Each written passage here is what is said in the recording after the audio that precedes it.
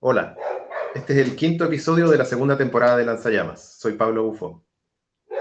Ayer nos enteramos de que el presidente Sebastián Piñera llamó a un gran acuerdo nacional, siguiendo los pasos de los senadores de oposición y de la derecha, que llaman a un nuevo gran acuerdo nacional, una vez más, para poder solucionar todos los problemas que tenemos como país, para enfrentar esta crisis con una perspectiva de unidad nacional. Pero ¿de cuál unidad nacional nos están hablando? En un país donde el modelo, donde el sistema económico, donde las relaciones sociales, donde la política, la institucionalidad en su conjunto, está atravesada por una profunda división entre clases. En un país donde los corruptos reciben clases de ética y los pobres reciben clases de brutalidad. En un país donde los empresarios reciben grandes contratos millonarios y los pobres reciben cajas de miseria. En un país donde los dueños del fondo se quedan con todo el agua y el pueblo que protesta en la calle apenas recibe el chorro del guanaco. En un país como ese, la unidad nacional no existe. El interés común no está en un gran acuerdo nacional, sino en un acuerdo popular entre los sectores que desde octubre han estado en la calle protestando contra este régimen para poder hacer cambios estructurales. Ahí es donde está la posibilidad de un gran acuerdo hoy día, un gran acuerdo popular en contra de este régimen, en contra de esos sectores que nos prometen una falsa unidad nacional para poder superar esta crisis. Si hoy día las asambleas territoriales, el movimiento feminista, el movimiento de estudiantes, los sindicatos que todavía siguen peleando y no se han entregado a este régimen, si hoy día el movimiento socioambiental que lucha por desprivatizar las aguas y nacionalizar los bienes comunes, por recuperar la riqueza que hemos producido todos y todas, pero que se quedan algunos, si todos esos sectores nos reunimos y alcanzamos un acuerdo, un gran acuerdo popular, quizás tenemos la oportunidad de hacer cambios estructurales para poder superar esta crisis. Hoy día tenemos como invitada a Mariana Frega, ella es socióloga y se conecta con nosotros desde Buenos Aires. Hola Mariana, ¿qué tal? Hola Pablo, ¿cómo estás? Gracias por la invitación. Bien, sí, gracias a ti por estar aquí. ¿Cómo va todo por allá? Bien, estamos acá en una situación compleja como a nivel global, bueno, con la particularidad que en Argentina nos agarra esta pandemia en un contexto, bueno, de cambio de gobierno, ya hacia finales de diciembre del 2019. Pero bueno, también en una profunda crisis económica que tiene que ver con el plan gestado e implementado durante los últimos 4 años del gobierno de Mauricio Macri, pero que tiene raíces estructurales en una lógica de reconfiguración capitalista a nivel local que viene, digamos, avanzando sobre las condiciones de vida de la población en general, más allá de la gestión, digamos, nefasta del último gobierno anterior. Bueno, es una problemática estructural que no se limita solo a coaliciones, digamos, de centro-derecha como las que gobernaron en estos últimos años, sino que es parte de la lógica de la clase dominante, ¿no? Y sus diferentes formas partidarias. Así que nos encuentra en este recambio de gobierno, bajo la presidencia de Alberto Fernández, que viene como parte de la conformación de una coalición dentro del Partido Justicialista y de lo que deviene del kirchnerismo, digamos, como fuerza política. La vicepresidenta, de hecho, es Cristina Kirchner, digamos, la anterior presidenta a la gestión de Cambiemos. Y bueno, esa coalición que se denomina Frente de Todos es una coalición de gobierno que reúne fuerzas políticas del Partido Justicialista, del peronismo tradicional y también algunas fuerzas que podríamos leer como de centro progresistas, digamos, o desde la perspectiva nacional más de izquierda, si uno quisiera, siendo muy amable con el término izquierda. Bueno, esa es la coalición que inicia en diciembre del 2019, en un contexto, como te decía, muy complejo en materia económica, con una deuda muy importante, contraída en esta gestión anterior de Cambiemos, que implicó, bueno, por supuesto, los países de Latinoamérica sabemos muy bien las consecuencias de los préstamos y de los créditos que otorga el FMI, y bueno, eso enseguida impactó en las condiciones de la política económica, con un ajuste brutal sobre jubilaciones, sobre salario, y una recesión muy importante. Así que el panorama ya venía siendo crítico en ese sentido, y esta pandemia viene como a profundizar, digamos, la situación. Así que bueno, estamos Mariana, como en ese... Sí, decime. sí, ¿podrías contarnos un poco cómo está la situación allá? Porque no hemos, en los últimos días, de hecho, hubo una polémica en la prensa porque en Argentina también se plantearon una comparativa con las cifras de Chile, como mostrando que en Argentina la cosa estaba mejor, y acá hubo un Sí, escándalo, ¿no es cierto? Y no ha sido la primera sí. vez que esta comparación entre Chile y Argentina ha aparecido en los medios como una manera de mostrar cuáles son las, digamos, las medidas más eficientes tomadas desde el gobierno. Entonces, ¿cómo está la situación del coronavirus en Argentina y cuáles han sido las medidas que ha tomado el gobierno? Sí, la comparación con Chile igualmente viene desde fines del año pasado en relación al estallido social. Justamente la vinculación de Macri en su momento con el presidente de Chile, y digamos, la idea de que el modelo chileno era el modelo exitoso hacia que tenía que llegar a Argentina, y un poco las políticas del macrismo iban orientadas a esa meta. Bueno, sirvieron como, digamos, toda la movilización sirvieron para mostrar los efectos de las políticas neoliberales, y un poco Chile pasó a ser como el cuco, digamos, o de lo que nos, justamente al contrario de parecernos, debíamos alejarnos. En ese sentido, o sea, Chile siempre está como en la agenda de comparaciones. Sobre la situación de Argentina y el coronavirus, actualmente tenemos unos 12.600 infectados por el virus. Estas son las estimaciones oficiales, digamos, en base a los testeos, que es otra discusión respecto a la mecánica o a la metodología de testeo que hay acá a nivel local. Y un total de 471 fallecidos, por lo menos al día de hoy, en el informe de la mañana.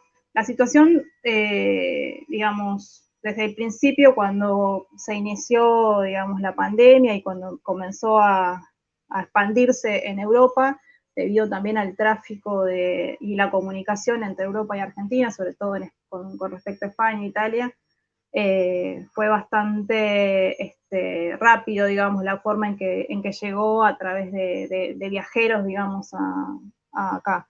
A partir del 20 de marzo se declaró la cuarentena en Argentina, y digamos, estimó que había un conjunto de actividades esenciales digamos, que iban a estar exceptuadas, sobre todo en rubros, bueno, por supuesto, salud, alimenticio, seguridad y algunas otras ramas más consideradas esenciales, pero el resto de la población, digamos, debía mantenerse en sus casas. Esta medida, digamos, que muchos califican como prematura, digamos, en relación a lo que fue ocurriendo en otros países que demoraron mucho más en la declaración de la cuarentena y del aislamiento social preventivo obligatorio, como se planteó por decreto, y significó, digamos, en alguna medida cierto tiempo o un lapso de tiempo de preparación del sistema de salud, con el objetivo de que cuando la curva de casos aumentara, hubiera posibilidad de contención, ¿no? También mirando un poco lo que había ocurrido bueno, básicamente en España y en Italia, todo ese desborde, digamos. Eh, la, la cuarentena se fue actualizando cada 15 días aproximadamente, desde aquel entonces hasta ahora, y en las últimas semanas se han flexibilizado ciertas actividades, porque también en el marco de esto no nos olvidemos que sectores, sobre todo el sector empresarial y algunos otros sectores, comenzaron a hacer presión respecto a el impacto de la cuarentena sobre la actividad económica, ¿no? En un contexto como el que mencionaba recién. Entonces todo el tiempo estaba la discusión en torno a qué se priorizaba, ¿no? Si la salud o la economía, y un poco el gobierno como estrategia se mostró proclive a priorizar la cuestión en salud, pero bueno, digamos, poco a poco se fueron flexibilizando algunas de las actividades comerciales, sobre todo en la ciudad de Buenos Aires. También hay que entender que la forma en que se expande el virus a nivel nacional es bastante compleja, porque bueno, Argentina tiene una extensión muy importante, tiene zonas o aglomerados que son las ciudades principales, con cierta condensación de población y cuestiones que tienen que ver con la situación habitacional, y otras regiones, digamos, más dispersas, que hacen que la llegada, digamos, del virus y la rapidez con la que circula en la comunidad sea diferencial. En ese sentido, bueno, la gran medida fue el aislamiento, con esta renovación cada 15 días y con cierta flexibilización de actividades en el último tiempo, que hizo que hubiera, digamos, mayor circulación de gente, pero se mantenían manteniendo ciertas restricciones, y después a nivel del resto del país, en algunos lugares ya la apertura, teniendo en cuenta que la cantidad de casos fue disminuyendo y en algunos lugares desapareciendo. Básicamente, estos números, digamos, responden a la cantidad de testeos que se hicieron. También hubo bastante polémica en torno a si testeos masivos o no. La política del gobierno fue testeos sobre casos sospechosos, que también la lógica de casos sospechosos se fue modificando a medida que iba avanzando la circulación comunitaria, porque en principio quienes estaban afectados directamente eran quienes habían viajado a Europa o a zonas, digamos, con alta circulación de virus, y sus allegados. Eso se fue modificando.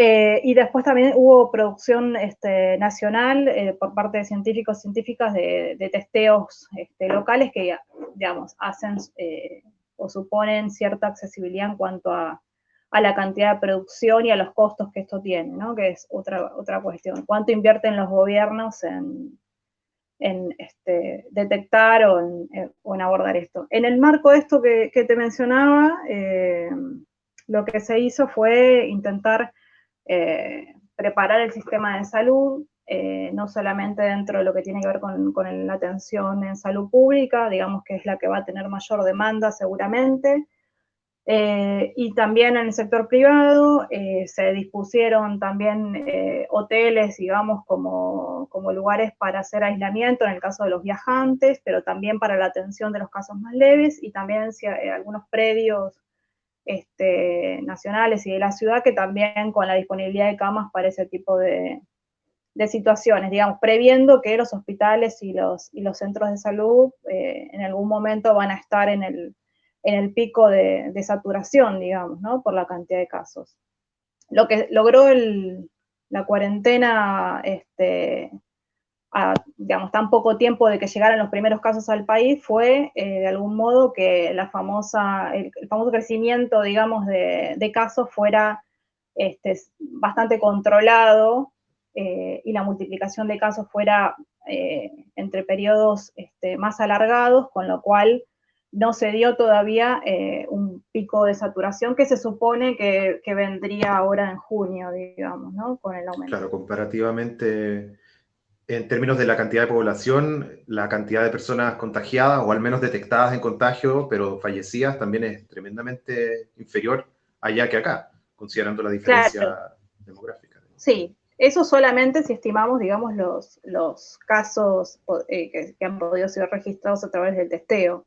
Claro. Uno no estima, digamos, que probablemente haya otra cantidad de casos que nunca llegan al sistema de salud, o por no presentar síntomas o nada, por ser leves. Perfecto. Eso por Mariana. un lado. Sí, decime. No, dime. No, eso en materia de salud, digamos. La cuestión es que estas medidas, por supuesto que tuvieron una gran aceptación, porque al no haber vacuna, digamos, y no haber otra forma de lidiar con este virus, el aislamiento, digamos, o la cuarentena preserva de algún modo, digamos, las condiciones de salud de la población. Sin embargo, eso en términos ideales, en términos reales, surgieron un montón de problemáticas en torno a esto, ¿no? Que uno podría distinguir en distintos aspectos, en materia económica, en materia laboral, en materia de seguridad y represión también, porque, bueno, una política sanitaria de aislamiento y demás implicó ciertas lógicas de control sobre la población, que derivaron en una activa participación de las fuerzas de seguridad y que, como sabemos, la tradición de las fuerzas de seguridad no están vinculadas ni a la salud ni al bienestar de la población, con lo cual comenzaron a sucederse o a visibilizarse algo que ocurre fuera de las pandemias, que es la persecución, el hostigamiento, situaciones represivas o situaciones de violencia policial, digamos, en el marco de estos controles para el cumplimiento de la cuarentena. Y también cierta lógica y retórica belicista con la idea de asimilar el virus a una guerra, a un enemigo invisible, con las consecuencias que sabemos en términos, ¿no?, de construcción de una lógica de demonización y de bueno, unidad nacional todos contra el virus y demás, que tiene su complejidad también, ¿no? Asimilar la lucha contra un virus que tiene que ver con una política sanitaria a una guerra es complejo, digamos, ¿no? Porque adentro de eso entran un montón de cosas, ¿no? Entonces, ese espíritu belicista de algún modo se fue diluyendo, pero fue una de las cuestiones. Y después lo que tiene que ver con la cuestión económica en este marco y cómo afecta la situación laboral de millones de trabajadores, ¿no? Pero bueno, básicamente el gobierno acompañó, digamos, esta medida de aislamiento con la implementación de dos programas que fueron los más relevantes, una destinado al sector formal, que es un programa de asistencia de emergencia al trabajo y a la producción, que es básicamente una línea digamos, de apoyo en lo que tiene que ver con la cuestión salarial de una cantidad de trabajadores y trabajadoras pertenecientes a empresas, con el pago de hasta el 50% del salario por parte del Estado, y por otro lado, la exención de impuestos a las patronales, digamos, a las contribuciones patronales, una línea de crédito a tasa cero para monotributistas y autónomos, y después, digamos, el aumento de las prestaciones por desempleo. Eso por un lado, que también tiene su polémica, digamos, porque muchas de las empresas que solicitaron la ayuda del Estado para pagar salario son empresas que tienen, digamos, con qué pagar esos salarios, pero prefieren ahorrarse y usar de excusa el aislamiento para seguir incrementando sus ganancias. Y por otro lado, hay un sector importante de la población que sin la posibilidad de salir de sus casas se queda sin el sustento diario, digamos, ¿no? Que son todos los trabajadores y trabajadoras informales, changarines que viven del día a día, digamos, que trabajan en la venta ambulante, en la construcción, en distintos rubros que quedaron, digamos, paralizados. Ahí se implementó un ingreso familiar de emergencia, que es un ingreso por única vez de 10.000 pesos por familia, que lo cobraría un solo miembro, digamos, bajo el criterio de que sean personas que estén en situación de vulnerabilidad, sin trabajo formal, o bien las categorías de monotributo más bajas, que son las A y B, que son los que menos tributan, digamos, ¿no? Esas fueron como las dos medidas, pero bueno, el ingreso familiar de emergencia alcanzó algo de 6 millones de personas, y bueno, quedaron muchas personas afuera, creo que se va a hacer nuevamente una nueva reapertura para la incorporación, o sea, fue algo que superó, porque bueno, la situación de informalidad en Argentina viene creciendo año tras año, hoy por hoy hay alrededor de 20 millones de trabajadores activos y poco, digamos, menos de la mitad son informales, tanto en actividades asalariadas como en actividades por cuenta propia. Ese crecimiento de la informalidad da el marco de que hay un deterioro enorme del mundo del trabajo en Argentina, con un gran incremento de la inestabilidad laboral, con ingresos que suelen tener una brecha hasta del 50% respecto a los trabajadores del sector formal, o sea, sin protección, sin cobertura de salud, que en este momento es vital y fundamental. Así que la situación también en cuanto al impacto, digamos, del aislamiento tiene su complejidad, digamos, ¿no?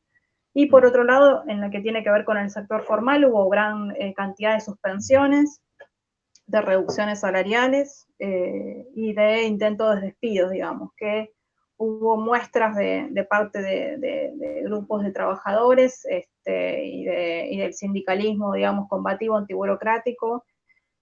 En el contexto de esta pandemia, ocuparon sus lugares de trabajo y dieron pelea por sostener esos puestos, digamos. Eso De fue eso te otra de quería las preguntar, cuestiones que también se vio. de eso Sí. te quería preguntar, Mariana, porque este cambio de gobierno fue significativo en el sentido de que el gobierno de Macri fue un golpe muy duro a la trayectoria que había tenido la izquierda o la centroizquierda en Argentina, y significó además una profundización muy, muy aguda de la crisis social, económica en el país. Pero además el retorno de un gobierno que tiene a Cristina Kirchner ahí en la vicepresidencia,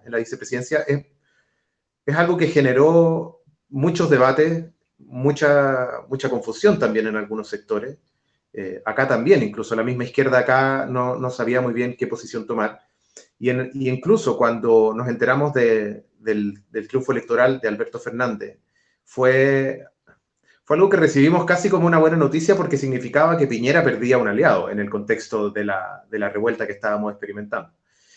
Entonces, la pregunta que quería hacerte era, ¿cómo había sido la respuesta en este contexto de la izquierda y de los movimientos sociales a estas medidas de este gobierno, con quien tienen una relación que no es la misma que tenían con Macri? Incluso, por ejemplo, llegando a situaciones que acá recibimos como un poco extremas, como Rita Segato planteando que Alberto estaba llevando a cabo la política de un Estado maternal, ¿cierto? Que fue altamente polémico en los círculos del feminismo y de la izquierda.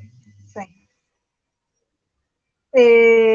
Bueno, nada, las discusiones en torno a la recepción de las políticas del gobierno de Alberto Fernández y de Cristina Fernández también vienen de anterior a la pandemia, ¿no? Pero hay una cuestión compleja que en su momento, en la disputa electoral, un poco las discusiones iban en torno a cuál es el objetivo que nos damos, digamos, como izquierda.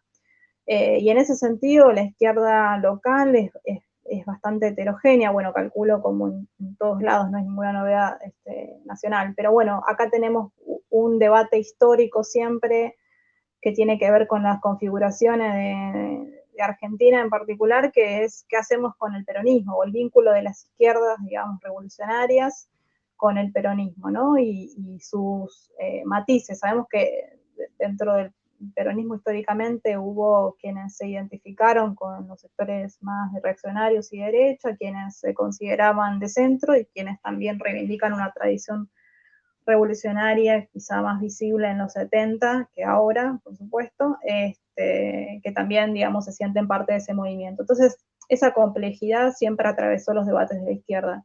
Y durante las elecciones y en el marco de la posibilidad de recambio de gobierno, después de los 4 años terribles de macrismo, una de las discusiones era, bueno, cuál es nuestra vinculación y si efectivamente, cuál es el rol de las organizaciones populares y de izquierda en relación a la nueva gestión, ¿no? Si de articulación, si de integrar, digamos, para ser parte, digamos, del andamiaje o de la nueva estructura del Estado, si mantener la independencia política y demás. Entonces esas tensiones están desde ese entonces. O, digamos, planteos respecto o denuncias respecto a la continuidad de una lógica de los sectores dominantes, ahora con el formato frente de todos, pero que responden de todas maneras a intereses que no son los intereses de la clase trabajadora en su conjunto, y también a denunciar los límites de un programa que supone, digamos, la conciliación de intereses que sabemos que son complejos de conciliar, ¿no? Y respecto a lo que pasa ahora, sí hay, digamos, esos debates continúan en formato pandemia, porque las medidas del gobierno en algún punto, seguramente, si uno las compara con lo que ocurre en Brasil con Bolsonaro y lo que ocurre en Chile y en otros países de Latinoamérica, uno podría, digamos, decir que bueno, han sido sumamente favorables en función de efectivamente cuidar la salud de la población, sin duda. Justamente igual ayer hubo una movilización de unas 100 y pico de personas en Plaza de Mayo contra la cuarentena. Pero bueno, más allá de esas expresiones marginales y descolocadas, hay un consenso general de que el aislamiento fue acertado. Pero bueno, hubo muchísimas tensiones, sobre todo en cuanto a los alcances de las medidas paliativas en materia económica y social de contención. También una dificultad en el acceso de las poblaciones que viven en los barrios más vulnerables a los alimentos y otro tipo de elementos básicos. Digamos que esas ayudas, muchas de las organizaciones que trabajan dentro de esos territorios, e incluso algunas que están dentro de la alianza al Frente de Todos, han denunciado la dificultad y las trabas, digamos, para que esas ayudas lleguen. Después, nada, el papel de las políticas represivas, digamos, justamente ahora se está dando en la provincia de Buenos Aires una situación de donde hay una villa dentro del conurbano, en la zona sur, donde la política, digamos, de contención del coronavirus básicamente ha sido la militarización del barrio, con el protagonismo del ministro de Seguridad, Sergio Berni, que es, digamos, reconocido reaccionario, pro-militar, digamos. Entonces, esas cuestiones, esas tensiones, son tibiamente marcadas por algunos sectores aliados al gobierno, por otros han sido silenciadas. Hay digamos, un sector de la izquierda que sigue evidenciando las contradicciones y las limitaciones de este proyecto de gobierno como un proyecto efectivamente que responda a los intereses de la población. Se estuvo discutiendo, pero bueno, quedó ahí bastante trabada la discusión en torno a la aplicación de un impuesto a las grandes fortunas. El gobierno presentó un proyecto no de un impuesto, sino una contribución por única vez a quienes concentran las mayores riquezas. Y bueno, y por parte de la izquierda el impulso efectivamente de un impuesto a quienes tienen los recursos y los resortes de la economía y que están siendo exceptuados, digamos, de cargar con los costos de esta situación. Y bueno, digamos, y ahí un poco empantanado la discusión sobre cuánto está dispuesto a llegar el gobierno o no, digamos. Vi los comentarios de Rita Segato respecto al estado maternal y creo que acá también trajeron su polémica. También hubo sectores de la intelectualidad en el campo de las ciencias sociales que hablaban o elogiaban a la policía y su rol en este contexto. O sea, es bastante complejo la situación de la izquierda en general. Bueno, sigue siendo un poco como la de los últimos años, bastante fragmentada y con cierta dificultad de articular, digamos, una crítica común, una apuesta común a un programa de reivindicaciones que pueda reunir en este momento los puntos más tensionados, digamos, de la situación en la que estamos. En ese sentido, yo por lo menos noto cierta dificultad todavía aún en este contexto de unificar al campo de la izquierda, si se quiere, más radical o que tenga una perspectiva de transformación en función de los sectores que por ahí sí tienen más espacio para interpelar que hoy están alineados, ¿no?, con el proyecto del gobierno. Algunos que vienen, digamos, de esa izquierda no institucional, digamos, pero que lentamente en el último tiempo han un poco desplazado la mirada hacia las instituciones del Estado como un posible campo de batalla en donde dar todas las batallas, digamos. Claro. Bueno, es complejo. Y quería preguntarte también particularmente por la campaña por el aborto legal, ¿cuál ha sido el impacto que tuvo también este cambio de gobierno? Porque ha sido un movimiento que ha tenido un tremendo impacto en América Latina y aquí en Chile en particular también. El movimiento feminista aquí ha establecido lazos directos con ese movimiento Incluso hemos tenido hitos que han sido en los mismos días, han habido grandes concentraciones en apoyo a los momentos en los que parlamentariamente se está dando esa lucha en Argentina. Y en este contexto me imagino que hay algunos cambios o incluso pueden haber algunas divisiones sobre los sectores que se plantean en apoyo al gobierno o no. Sí, la verdad es que el movimiento feminista, más allá de la cuestión del aborto en Argentina, es muy heterogéneo y muy heterogéneo en todo sentido, digamos. Hay representaciones del feminismo incluso en Cambiemos, digamos, ¿no?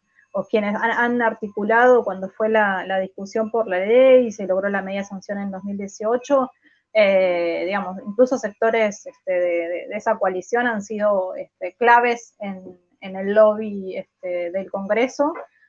Por supuesto, todo esto promovido y alentado, digamos, la instancia de llegar a discutir la ley, por supuesto que no es obra de ninguno de los partidos del orden, sino que ha sido una larga lucha del movimiento feminista y en particular de la campaña por el uso del aborto, ¿no? Pero bueno, esa heterogeneidad del feminismo un poco ya es un rasgo estructural que hace que sí existan divisiones al interior en cuanto a cuál es el vínculo del feminismo con el gobierno. Una de las pero ha sido, digamos, también un eje vertebrador de la campaña, si se quiere, en el sentido en que la cuestión del aborto fue una discusión de la campaña electoral me refiero, ¿no? Y que el gobierno se comprometió, digamos, a abordar y a tratar y se mostró el presidente a favor, digamos, de la legalización. Después discusión más, discusión menos respecto a la despenalización y también porque, o sea, no obviar que hay un vínculo estrecho del gobierno y del presidente con Francisco, digamos, con el Papa, y bueno, y también hay un juego un poco ambiguo respecto a la alianza con la Iglesia, ¿no? Y el peso que esta puede tener en la posible sanción de la ley. Pero bueno, el gobierno asumió con la promesa de abordar, de tratar la ley de aborto, pero bueno, ni bien asumió, apareció en marzo el coronavirus y la agenda política del año, la posibilidad de tratamiento de leyes como la de aborto quedó en suspenso, digamos, ¿no? Recién hace pocas semanas el Congreso y el Senado comenzaron a sesionar en formato online, cosa que ya llevó también además semanas y semanas de debate si eso era viable, si no era viable. Bueno, nada, entonces hace ciertamente difícil que en el corto plazo por lo menos, sobre todo en el mes que viene, que va a ser bastante duro en relación a las cifras del coronavirus, el aborto esté en discusión en el Parlamento. Pero sí, digamos, generó mucha expectativa en muchas compañeras, en colectivos feministas, esta asunción. También lo cierto es que el gobierno institucionalizó el Ministerio de Mujeres, Género y Diversidades. O sea, hoy por hoy hay un ministerio, digamos, que se ocupa de las cuestiones de género, que a mi entender tuvo, digamos, o está teniendo, digamos, poca incidencia o poco impacto en la contención de las situaciones que derivan de la situación de cuarentena y de pandemia en relación a la violencia de género en particular, que es una de las cuestiones que enseguida se evidenciaron, ¿no? Muchas mujeres están hoy en día en aislamiento con sus violentos, digamos, con las personas que las violentan, y eso, bueno, no ha sido todavía, o sea, si bien hay políticas de atención, son un poco en línea de continuidad con lo que siempre se suele hacer, pero en un contexto completamente distinto, y no hay, digamos, una claridad en cuanto a no sé, una forma novedosa y eficiente de atender esta situación en emergencia. Pero bueno, la cuestión de género está en agenda del gobierno, la cuestión del aborto, por supuesto, sigue en debate y sigue presente. Pero bueno, todo está ahora centrado por la cuestión de la pandemia, digamos. Entonces, también la mirada feminista está diversificada entre quienes denuncian las condiciones de precariedad y el impacto que esto tiene en las mujeres y quienes por ahí todavía, digamos, acompañan las políticas del gobierno sin demasiada crítica en relación a qué es lo que no se está haciendo o qué es lo que se está haciendo mal en relación a un enfoque de género para pensar también la política pública en este contexto. Pero nada, sigue estando en agenda, veremos cuando esto empiece a calmarse, si aparece la posibilidad este mismo año de dar discusión a la ley, digamos. Pero bueno, es algo que llegó para quedarse, sin duda. Mariana, yo sé que tu trabajo, tus investigaciones tienen que ver con el trabajo, Sí. valga la redundancia. Entonces quería volver un poco a un punto que mencionaste en un momento, que tiene que ver con la situación del trabajo formal e informal en Argentina.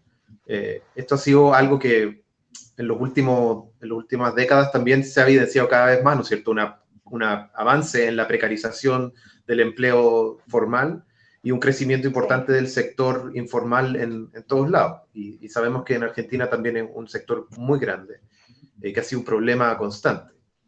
Entonces, quería, si nos pudieras plantear un poco cuál es tu visión sobre la situación del trabajo en este momento en Argentina, algunos rasgos generales, y también después poder profundizar un poco en cuál es el impacto que ha tenido la pandemia en este contexto. Sí. Bueno, la situación general del mercado de trabajo en Argentina viene un poco a acompañar la tendencia a nivel latinoamericano, digamos. Hay una cuestión que es que Argentina siempre en relación al resto de los países de América Latina tuvo una importante tasa de trabajo registrado, de cierta robustez en las instituciones laborales en cuanto a materia de leyes, una importante fuerza sindical, digamos, un rol bastante activo en las políticas de trabajo desde el Estado, con sus, por supuesto, vaivenes en relación a las coaliciones que administraban eso, digamos, pero en general, quizá a diferencia de otros países, el trabajo informal no es una novedad de nuestro país, pero es cierto que a diferencia de otros países, es un fenómeno que va creciendo de manera más reciente, si se quiere. Eh, Comenzó a expandirse el trabajo informal a partir de la década de los 80, post-dictadura, digamos, cuando hay una profunda transformación del mercado de trabajo y del modo de producción también. Durante los 90, con toda la política de reformas estructurales profundas, el trabajo informal, el cuentapropismo, digamos, creció también radicalmente y sobre todo hubo un avance enorme en materia de flexibilización laboral que comenzó a incrementar los niveles de precarización. Pero bueno, post-crisis del 2001 hubo cierta recomposición del mercado de trabajo, pero que nunca fue, digamos, suficiente para recomponer este crecimiento de la precariedad y la informalidad. Y bueno, en los últimos 4 años, por supuesto, la situación empeoró, volvimos a tener 2 dígitos de desocupación, no a los niveles del 2001, sino durante el gobierno de Macri se llegó al 10,6 aproximadamente de desocupación, ahora estamos en 8,9 por ahí, digamos, pero esa baja, si se quiere, de algunos puntos de la situación tiene más que ver con el crecimiento justamente del trabajo informal como posibilidad de inserción laboral para muchos trabajadores y trabajadoras que no encuentran posibilidades en el mercado, que no encuentran empleo en las ramas productivas más dinámicas. También es cierto que el incremento del monotributo, no sé cómo le llamarán allá, el monotributo es como la inscripción de los trabajadores independientes, también creció, no solamente como modalidad de autoempleo, sino también como modalidad de precarización del empleo estatal público hacia los trabajadores y trabajadoras. Muchos que están inscriptos, digamos, como monotributistas, en realidad prestan su trabajo en relación de dependencia. Entonces también lo que hubo es una proliferación de nuevas formas de contratación encubiertas, flexibles, precarias, que también modificaron bastante el panorama. Y el impacto de esta situación es bastante concreta, digamos, no solamente en materia salarial y en posibilidades, digamos, de negociación salarial, porque cuanto más fragmentada y heterogénea está la clase trabajadora, menos posibilidades, digamos, negociar también la cuestión sindical, la representación sindical de los sectores informales, precarios, es compleja, digamos, y además porque todavía los modelos sindicales que predominan, o por lo menos que son los que tienen llegada directa a las negociaciones, son sectores, digamos, de la burocracia sindical que hace tiempo han abandonado, digamos, la pelea por mejores condiciones. Pero bueno, también tiene que ver con las condiciones de protección social, porque, digamos, ciertamente la modificación del mundo del trabajo en Argentina no ha ido al mismo ritmo que las modificaciones de las lógicas de la política pública y de la protección social, digamos, todavía lo que tiene que ver en materia de salud y protecciones está ligado al mundo del trabajo formal, ¿no? Entonces, no ha habido una modificación sustancial en ese sentido. Quizás las políticas de abordaje de la informalidad están más ligadas a la asistencia social que al mundo del trabajo. Entonces, esa dualidad, digamos, del tratamiento de la situación de los trabajadores hace muy compleja la efectividad de una recomposición, digamos. Y todo da cuenta de que estamos lejos de ir hacia una situación de pleno empleo o de planteos, digamos, similares a ese estilo, sino más bien que se consolida este mosaico de situaciones de la clase trabajadora. Por un lado, también hay que decir que el sector informal, más precario, más vulnerable, digamos, sí está quizá representado en términos gremiales por organizaciones de la economía popular, ¿no? Que en los últimos años han recobrado, digamos, bastante protagonismo, pero que tienen una tradición de organización a nivel territorial y de movimientos desocupados que ya viene desde mediados fines de los 90, que es lo que de algún modo permite cierta organización del sector, pero también muy fragmentada, digamos, ¿no? No todos los trabajadores informales y precarios están dentro de estas estructuras de representación. Así que un poco es la situación compleja con la que estamos actualmente y que la pandemia, por supuesto, afecta de manera desigual, digamos, a quienes tienen un salario y un trabajo con plenos derechos, pero que de todas maneras tuvieron estas problemáticas, suspensiones, baja de salarios, digamos, situaciones de incertidumbre, que hay que ver también cuando se termine la pandemia, qué es lo que va a pasar, ¿no? Si va a haber reconversión productiva, si va a haber reconversión de los procesos de trabajo, también la cuestión del teletrabajo y la discusión sobre, bueno, al final no todos los trabajos son importantes o no todos los trabajos requieren sí o sí la presencialidad en establecimientos. Quizá muchos quieran implementar el teletrabajo como una forma novedosa, entre comillas, de ahorrar. Hace un tiempo el presidente decía, bueno, hay que ver las ventajas del teletrabajo en relación a que bajaría el uso del transporte público y eso sería de alguna manera un impacto positivo en la ecología. Bueno, está obviando ahí lo que implica el trabajo en la casa, la apuesta de recursos por parte del trabajador para sostener las tareas, la rebaja de salarios, la rebaja de cuestiones de convenio, bueno, tiene un impacto bastante nocivo en sí. Y después, por otro lado, también la cuestión de las suspensiones, decía, y en el sector informal, al estar tan atado al día a día, digamos, al trabajo de rebusque, a la changa, actividades que tienen mucho que ver con la situación económica y de estabilidad, digamos, se vieron sumamente perjudicados, no solamente por perder, digamos, la posibilidad de salir a la calle a trabajar, sino que también un proceso de recesión y de crisis aguda y de caída de la producción hace que algunas ocupaciones o changas o trabajos que de rebusque, digamos, se vean directamente afectados, incluso después de que termine la medida de aislamiento. Entonces, el panorama a futuro, digamos, es bastante complejo y avisora un montón de problemáticas en relación a las condiciones de vida, digamos. Y todavía no hay anuncios en relación a, bueno, cómo va a ser el día después en materia de política de empleo o de contención, digamos, de la situación de los trabajadores informales, sobre todo, que son los que más compleja la situación tienen porque viven del ingreso generado día a día, digamos. Una de las cosas que esta última semana ha sido como el gran tema acá en Chile, particularmente en Santiago, ha tenido que ver con el hambre, que siempre ha estado ahí, pero no sé si tú sabes, pero Chile es un oasis perfecto de una economía milagrosa, donde durante muchos años no nos enterábamos de la verdadera miseria en la que se vivía. Pero ahora, evidentemente, desaparece el velo y nos encontramos con el hambre. Y hemos tenido incluso breves pero intensos estallidos en los barrios periféricos, donde el hambre se está sintiendo como una amenaza más dura que el virus.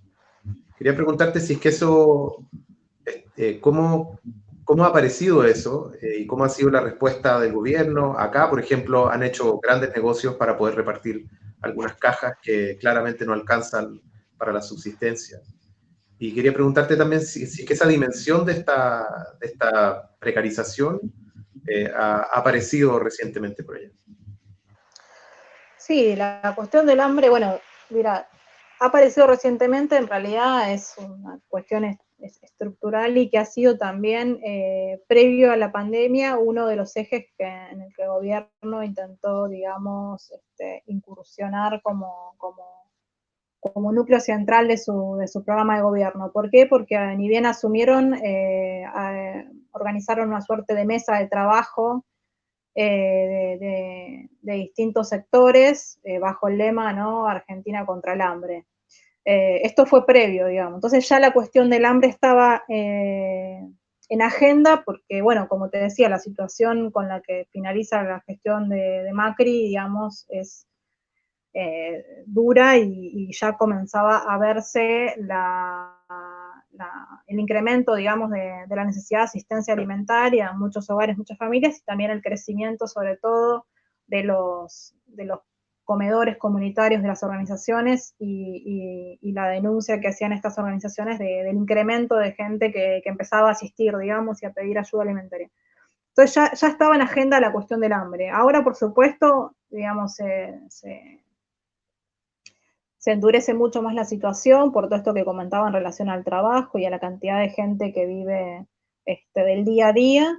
Entonces, lo que ocurre es que acá en Argentina hay una gran tradición bueno, de trabajo territorial y de inserción de organizaciones en los barrios vulnerables y los barrios populares, y una larga tradición de comedores y merenderos comunitarios, digamos, ¿no? Que tiene que ver un poco con un paisaje típico que uno puede ver en cualquier barrio popular, de encontrarse con un merendero, con un comedor, con algún lugar, con algún centro comunitario que brinda bolsones alimentarios, bueno, y demás. Sin duda se incrementó la demanda en los barrios de gente que incluso nunca pedía ni solicitaba, digamos, asistencia alimentaria y que hoy se encuentra en la necesidad de pedirlo. Lo mismo en las escuelas, tanto de la ciudad como de la provincia de Buenos Aires, digamos, como una vía, las escuelas como una vía de asistencia para eso. Hubo bastante polémica respecto a la forma de intervención del Ministerio de Desarrollo Social de la Nación en la compra de alimentos. Hubo hace unas semanas una suerte de escándalo por la compra con sobreprecio de alimentos, porque bueno, tras todas estas cuestiones también hay quienes hacen negocio, digamos, ¿no? Con la necesidad del pueblo y bueno, hubo bastante escándalo en relación al proceder del ministerio en relación con eso y denuncia de muchas organizaciones, no solamente de la compra con sobreprecio, sino también de la dificultad que tienen para recibir esa alimentación. Eso es uno de los conflictos latentes, ¿no? La dificultad con la que llegan o no los alimentos.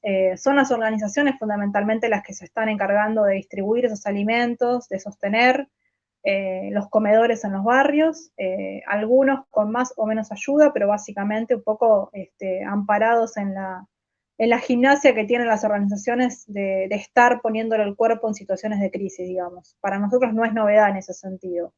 Sí es novedad ver cierto protagonismo un poco para los medios, digamos, de las fuerzas de seguridad también repartiendo alimentos y ese tipo de cosas, digamos, que hace un buen tiempo que no se las veía.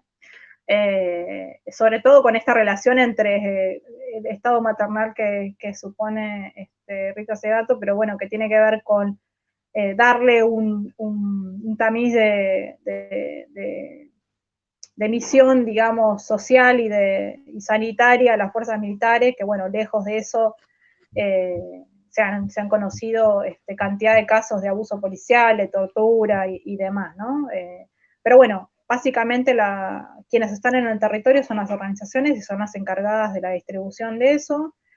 El gobierno, digamos, se ocupa de la cuestión alimentaria, pero bueno, con muchísimas deficiencias, por supuesto. No sé, en este barrio que te comentaba, que es un barrio popular del conurbano, que está totalmente cercado porque se han encontrado 50 casos, entonces dispusieron el aislamiento total del barrio, le ha llegado, o sea, la gente quedó dentro del barrio con lo opuesto, digamos, y le ha llegado unas bolsas de alimento con alimentos de muy mala calidad y de poca variedad y cantidad, con lo cual las ayudas alimentarias tampoco son, digamos, tampoco cumplen muchas veces con lo que efectivamente se requiere, pero digamos que está en tema y con más o menos eficacia se distribuye. Sí, es bien parecido como lo hemos vivido acá. Mariana, estamos llegando al final de este programa. Quería agradecerte mucho por esta conversación, porque siempre la coexistencia tan cercana entre Chile y Argentina nos hace compararnos permanentemente, pero también es muy interesante poder ver cuáles son las grandes diferencias que tenemos entre ambas sociedades. Así que quería agradecerte también por esa visión. Bueno, gracias a vos. Me encanta poder compartir un poco estas experiencias que tal cual estamos muy cerca y al mismo tiempo hay complejidades en cada zona que está bueno intercambiar y pensar también a nivel regional, digamos, cuál es la respuesta sobre todo de las organizaciones y de las fuerzas políticas de la izquierda en este contexto, ¿no? Hay muchas tareas por delante ahora, urgentes, pero que también tienen que ver con cómo nos vamos a parar de cara a lo que viene, que es otra batalla, otra lucha que habrá que dar, ¿no? Porque esto va a tener consecuencias sin duda en todos los planos. Y el punto es, bueno, qué papel tienen las organizaciones y el activismo, la militancia en relación a eso, ¿no? A lo que viene. Sí, y esa es una de las razones por las que en este programa Lanzallamas hemos intentado mantener un diálogo constante con compañeros y compañeras que están en otros países para poder conocer esa experiencia y también estrechar los lazos, porque en este contexto de crisis global solo podemos responder globalmente. Claro, acuerdo totalmente. Bueno, muchas gracias. Gracias, Mariana, que estés muy bien. Igualmente, gracias. Chao. Bueno, ese fue el quinto episodio de Lanzallamas. Les agradecemos por haber visto, por haber llegado ya hasta este punto. Suscríbanse al canal de YouTube, síganos por las redes sociales, estamos en Instagram, estamos en Facebook. Hagan comentarios en los programas, difúndanlos, compártanlos. Vean los capítulos anteriores que están muy interesantes. La semana pasada tuvimos grandes entrevistadas y entrevistados. Nos vemos el día jueves. Vamos a estar con Víctor Vallejos, médico del Hospital San Juan. Y vamos a conversar, y activista del Movimiento Salud para Todos y Todas, y vamos a conversar sobre la situación sanitaria en Chile y particularmente sobre la necesidad de un nuevo sistema público de salud único a nivel nacional, que nos permita en la próxima pandemia, porque sabemos que va a venir, podamos enfrentarla de mejor manera. Nos vemos entonces el día jueves. Chao.